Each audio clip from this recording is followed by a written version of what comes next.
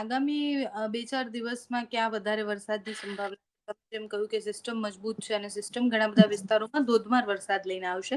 તો કયા જિલ્લાઓએ એલર્ટ રહેવાનું છે થોડું આ વરસાદથી?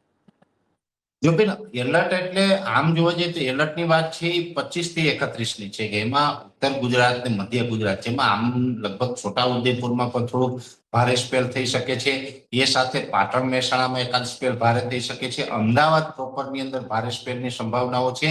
અને કચ્છ જિલ્લો, ખાસ કરીને કચ્છ જિલ્લાની અંદર પણ ભારેથી અતિ ભારે વરસાદ વરસી શકે છે. અને સૌરાષ્ટ્રનું જે પશ્ચિમ ભાગમાં ખાસ જામનગર જિલ્લો, એમાં એકાદ સ્પેલ ભારે થશે. આ પ્રકારે ભારે સ્પેલ છે 25 થી 31 ના રહેવાના છે. અત્યારે આજે 16 જુલાઈ થઈ છે. આજથી લઈને 25 તારીખ સુધી તો છૂટાછવાયા ઝાપટાઓ નોંધાવાના છે.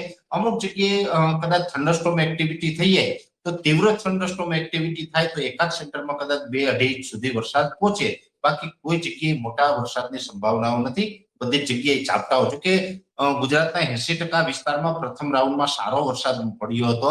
એટલે 80% વિસ્તાર તો એવા છે કે એમને ખેતી પાક માટે ઝાપટા છે ને એ પણ ખૂબ સારા છે. એમને બહુ વધારે વરસાદની જરૂર પણ ના હોય, જ્યાં ઓલરેડી સારો વરસાદ હતો ત્યાં. પણ જેને ઓછા વરસાદ છે એને સારા વરસાદની અત્યારે કહી શકાય કે આશા છે. અને એને પછી 25 થી 31 માં સારા વરસાદ. ઓગસ્ટ મહિનો કેવો રહેવાનો છે? એટલે ઓગસ્ટ મહિનાનું પ્રેડિક્શન તમારું શું કહે છે? જુલાઈના આપણે વાત કરી કે જૂન ને જુલાઈ એટલા બધા સારા ગયા. તો ઓગસ્ટ મહિનો કેવો રહેવાનો છે? આખા ઓગસ્ટમાં કેટલા રાઉન્ડ વરસાદના આવશે અને કેવો વરસાદ પડશે? ઓગસ્ટ મહિનો અને સપ્ટેમ્બર આ બંનેની વાત કરી તો કે એકંદરે જૂન અને જુલાઈ કરતા ખૂબ સારા રહેવાના. ખાસ કરીને જૂનમાં તો વરસાદ પડ્યો જ નતો એટલે આપણે જૂનને તો બાકાત કરીએ.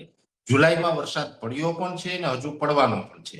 છતાં પણ જુલાઈ કરતા ઓગસ્ટ સપ્ટેમ્બર એકંદરે સારા જ રહેવાના છે. કોઈ ચિંતાનું કારણ નથી. અને એની અંદર પણ અત્યારે જોવા જઈએ તો અલ્નીનોનું વર્ષ છે.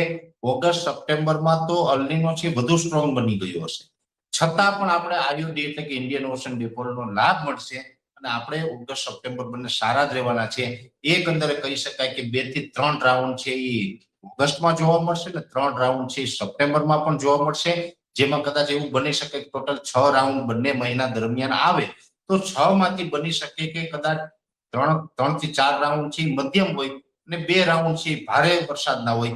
એ પ્રકારના જોવા મળશે. એટલે હજુ ભારેથી અતિ ભારે વરસાદના 2 રાઉન્ડ પણ આવશે. અને એકંદરે ઓગસ્ટ અને સપ્ટેમ્બર બંને મહિના છે એ સારા રહેશે. ને આપણા માટે એક કહી શકાય કે આવનારા સમયમાં જે પાણીની વ્યવસ્થા છે ગુજરાતી માટે એ વ્યવસ્થા થાય એ પ્રકારના વરસાદ થવાના છે.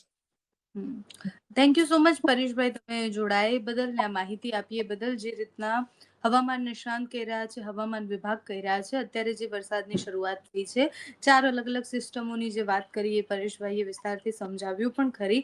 આગામી જે રાઉન્ડ આવવાનો છે એ ખૂબ વધારે મજબૂત રહેવાનો છે. આ જે રાઉન્ડ છે એટલે કે અત્યારે જે અઠવાડિયું વરસાદ પડવાનો છે સામાન્યથી મધ્યમ વરસાદ આખા ગુજરાતમાં છૂટો છવાયો મધ્યમ વરસાદ પડે તેવી સંભાવનાઓ છે.